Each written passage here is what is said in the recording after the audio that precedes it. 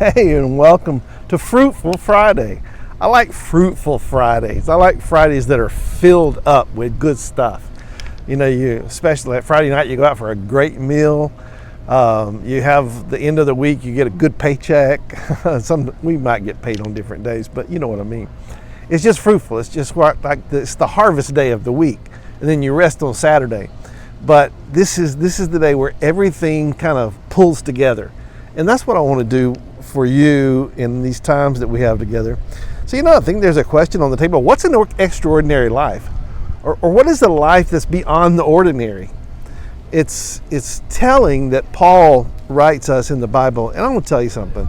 The Bible is absolutely the best collection of information that is inspiration, in other words, that's fueled by the Spirit, that can ever be known to humans. And I love my life because I get to talk about the Bible all the time.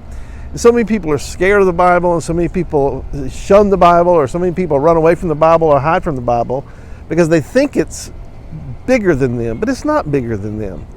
It's not bigger than you. It's meant to fit in you, and then you to fit in it. It's just such a wonderful thing. And so we've come to this place where we're saying, what's an extraordinary life? And you tell me if your life would be extraordinary if this is what personified it, or this is what illustrated your life. That if you had love, joy, peace, patience, kindness, goodness, faithfulness or fidelity, self-control, that would be an extraordinary life. But what's an ordinary life? An ordinary life is where we go through life trying to compensate for not having that. We tend to do things or believe things or activate ourselves in things that are really in the end detrimental. In the moment they might feel really, really freeing.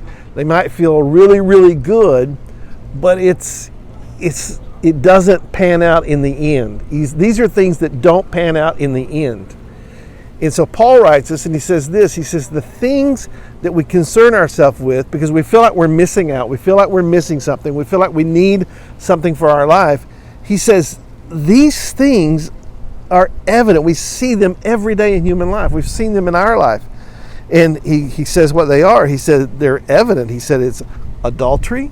That's being involved while you're supposedly in a covenant relationship with somebody else outside of a covenant relationship intimately. Guilty. Fornication. That is being involved sexually with somebody on any level that where marriage covenant is not embracing and holding things together. It's fornication. Uncleanness. It means when you just participate in things that leave you feeling dirty. It might not leave you feeling dirty in the moment, but eventually when it adds up, you'll feel like, oh my gosh, I need to take out the trash. He goes on to say, lewdness. Everybody knows what being lewd is. It's that crass, crude expression of life. He goes on to say, idolatry, that's putting things ahead of God.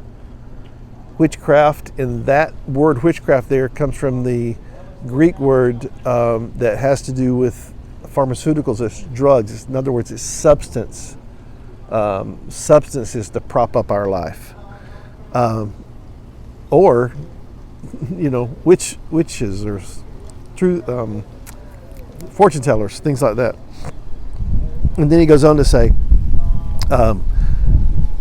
outburst of wrath, jealousy, selfish ambition, dissension, just being in it all the time, heresies, just believing crazy things, envy, murders, where we not just kill people, but we kill people with our words, drunkenness, it means being overwhelmed by something that's not from within us, revelries, and the like. He said all these things we participate in to try to fill the gaps of our life. When we feel like we have a need and we don't know in our own power how to meet that need, then we do these things to temporarily meet the need. And all of these things go away. They all dissipate.